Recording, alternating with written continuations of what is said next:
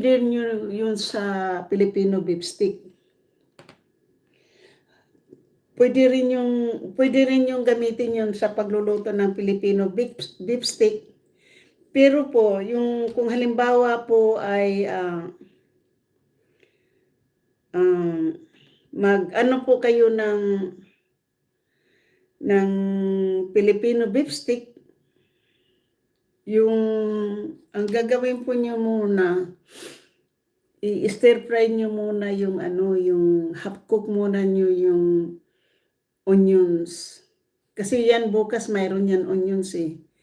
Tapos para yung onion po, i-decorate na lang po nyo sa ibabaw. I-decorate nyo sa ibabaw yung yung onions. Or pagkatapos po nyo ng